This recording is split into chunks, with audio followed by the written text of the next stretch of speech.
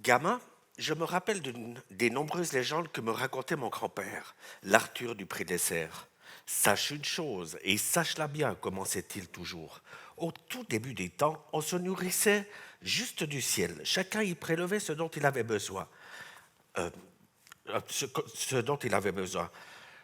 Tout allait bien jusqu'au jour où un jeune couple se mit en tête à vouloir faire quelques réserves. Oh, rien de méchant, juste un tout petit peu de plus que nécessaire. À mesure que les provisions s'accumulaient dans la caverne, le ciel s'éloignait. Vous devinez peut-être la fin de cette histoire. Dès qu'on s'en aperçut, chacun prit peur et commença dès lors à vouloir en faire des réserves, encore plus de réserves. Ce qui devait arriver arriva. C'est depuis ce jour qu'on ne peut plus simplement se nourrir du ciel, mais qu'on doit se mettre à travailler le sol. J'ai appris bien plus tard que cette légende n'était pas tellement gruyérienne, mais plutôt éthiopienne. Peu importe l'origine de cette histoire, cette fable peu importe l'origine de cette histoire, toujours est-il que cela m'a aidé, je crois, à savoir raison garder, ou comme le disent aussi les anciens, de la mesure en tout. Mais une chose après l'autre, comment en est-on arrivé là? À ce que non seulement le ciel se soit éloigné, mais que le sol commence aussi, lui, à se dérober sous nos pieds. Pour savoir où l'on va, vaut mieux savoir d'où l'on vient, non? Pour raconter cette histoire du genre Homo, rendons le temps à taille humaine. Relativisons toute l'évolution en une journée de 24 heures. Partons de minuit. Il y a 3 millions d'années, le genre Homo, en concurrence avec ses cousins primates, vit selon le régime alimentaire du fourrageur. Un peu moins idyllique que la vision du chasseur-cueilleur, mais certainement plus réaliste. À peine sorti du sevrage, tout le monde s'y colle, et à temps plein. On collecte, on gratte et on furette graines, racines, charognes ou petites proies à notre portée. C'est seulement vers midi, soit il y a 1,5 million d'années, qu'on s'assoit autour du feu et peut-être juste avant, qu'on s'est mis à tranquer avec nos premiers crus fermentés.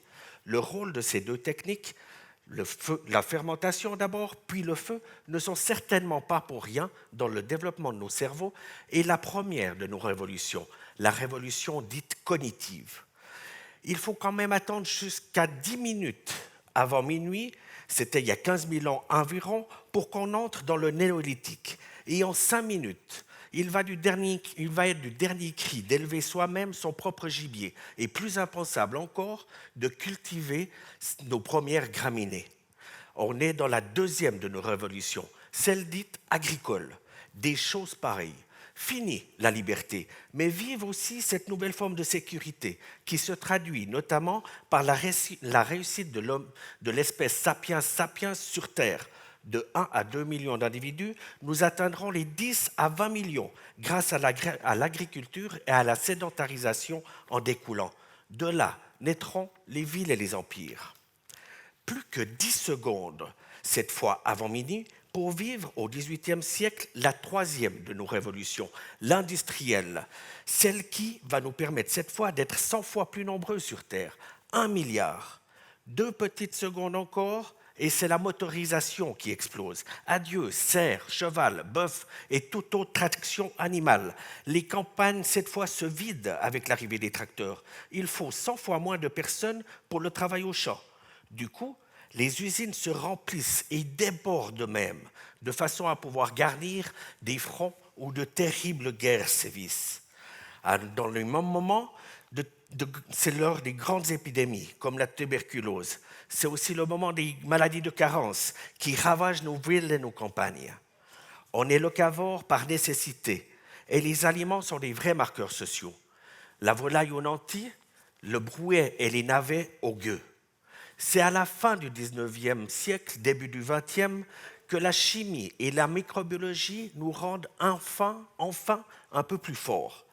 Les normes d'hygiène, puis les molécules de synthèse comme la pénicilline bouleversent notre médecine. Les ingénieurs et les médecins sont les nouveaux porteurs de lumière.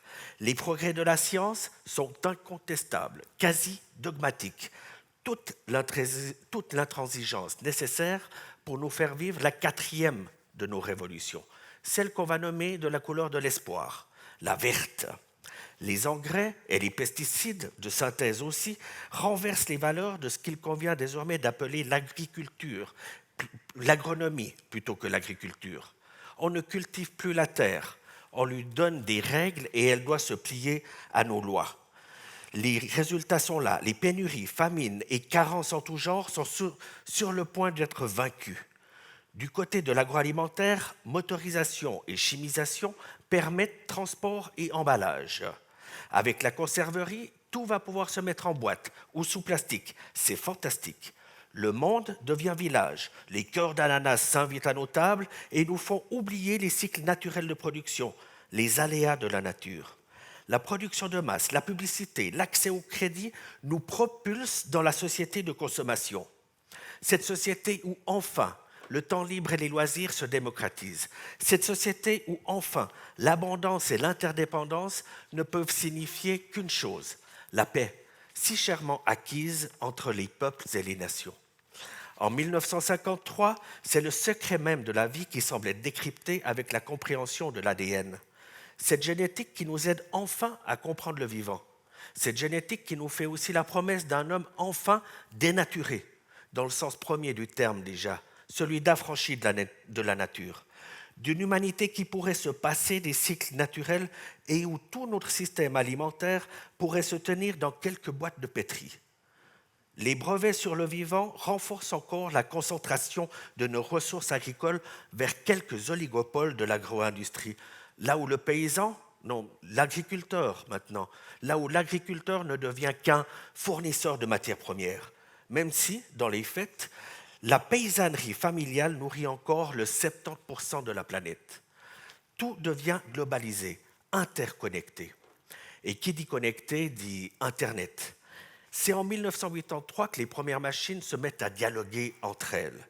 Ensuite, en moins de 40 ans, on passe d'une toile qui faisait juste de présenter quelques informations à un réseau interactif totalement décentralisé, quasi organique et qui, de plus, apprend par lui-même. Une toile qui pourrait donner les outils à la neurologie pour comprendre notre cerveau et nos systèmes de pensée. Le dataïsme se substitue au scientisme. Dans cette nouvelle foi, la collecte, l'analyse, puis le traitement des données peuvent résoudre tous les problèmes de la société. Tout se calcule. Il n'est plus question de fatalisme. Plus que la pensée globale, c'est la surveillance totale qui nous projette toutes et tous dans le principe de précaution, là où même la vieillesse et la mort se doivent d'être vaincus. Pour notre système alimentaire, le « dis-moi ce que tu manges, je te dirai ce qui tu es ». C'est muet, c'est transformé petit à petit en « dis-moi qui tu veux être » et tes données te diront ou te dicteront quoi manger. Tout est possible, du glouton quasi suicidaire jouant avec ses artères aux adeptes de cette sobriété volontaire. On y est. Ça fait 3 millions d'années, ça fait 5 révolutions. Il y en a eu une à midi, celle où on s'est assis autour du feu, une il y a 10 minutes où on s'est mis à cultiver, et rien que 3 dans les 10 dernières secondes, dont celle encore en cours qu'on appelle la numérique.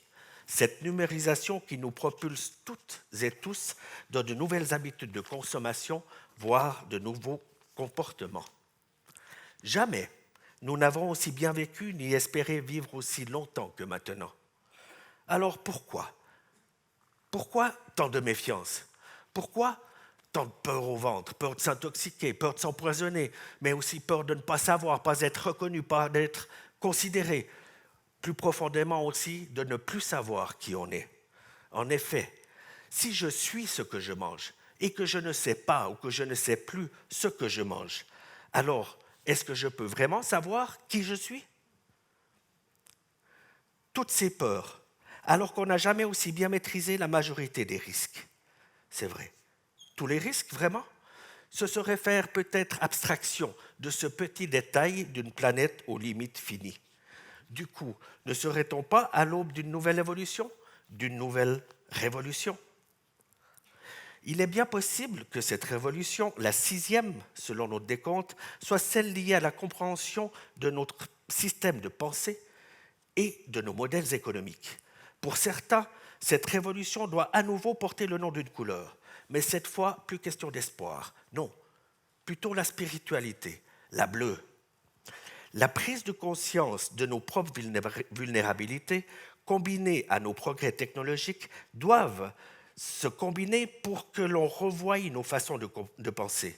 Il est certainement temps pour nous de devenir des homo consummatus sapiens, des consommateurs avisés. Alors, qu'est-ce qu'on fait? Quand on parle de consommation, une partie non négligeable de la solution se trouve au bout de nos fourchettes.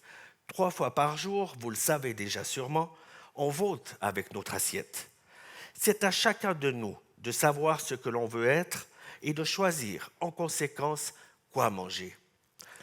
Cette réappropriation de notre alimentation doit s'accompagner d'une gestion un peu plus altruiste de nos ressources.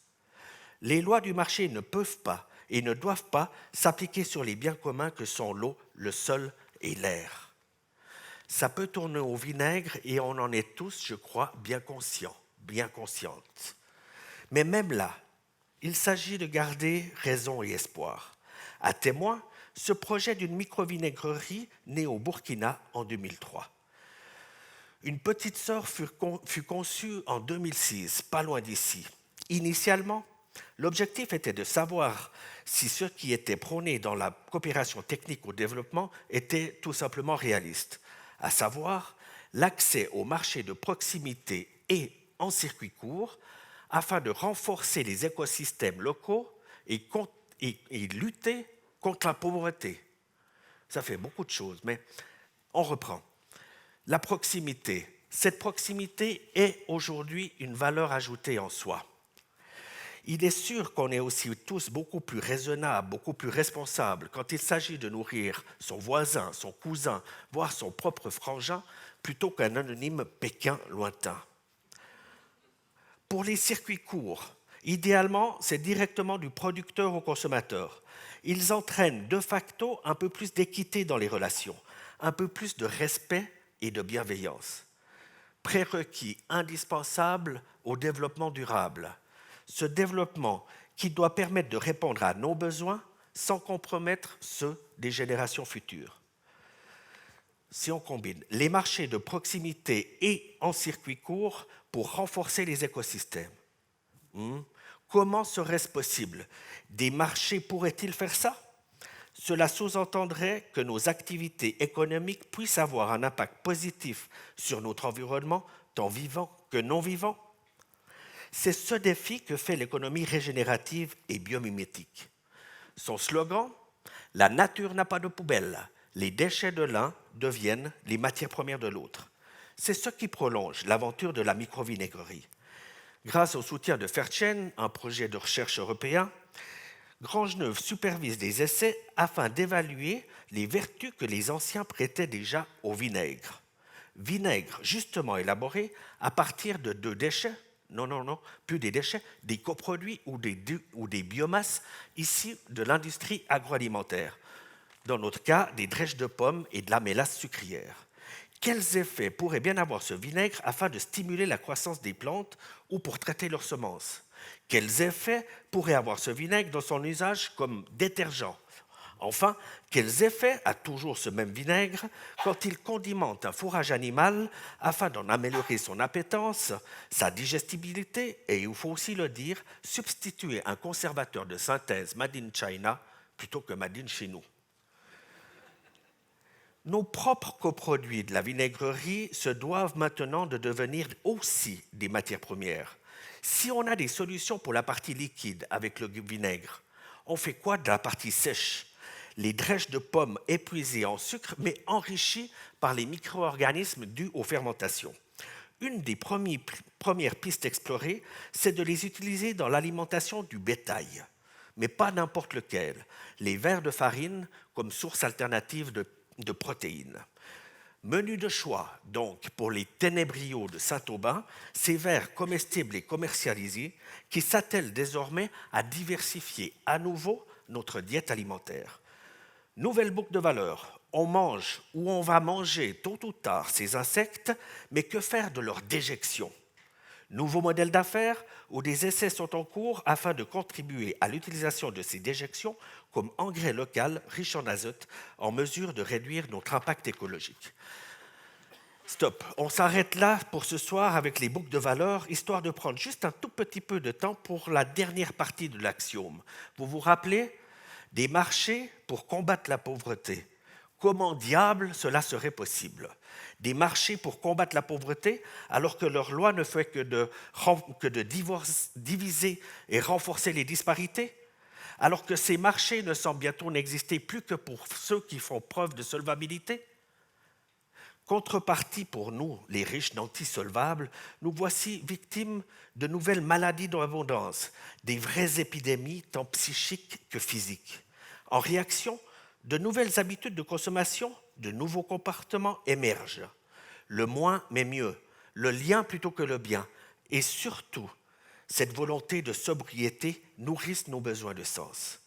De plus en plus, cela s'impose que nos habitudes de gloutons, de manger pour manger, boire pour boire, consommer pour consommer, n'offrent plus assez de sens, qu'il faut que l'acte se dépasse de lui-même. Arriverait-on à écrire ensemble la suite de cette histoire? Vivre une 6e révolution, aube d'un monde plus durable? Est-ce que si on redonne sens à nos actes, nous pourrions faire revenir le ciel à notre portée, voire renforcer le sol sous nos pieds? Ça vaut la peine de s'y essayer. Chut, j'entends l'écho de mon grand-père. Sache une chose, et sache-la bien, c'est à chacun de nous de remettre du sens à ses actes. Manger pour partager, boire pour célébrer, mais surtout consommer pour se réaliser ensemble.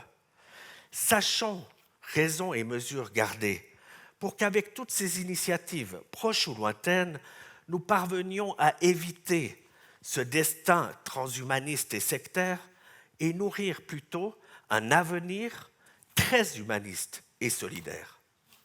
Merci.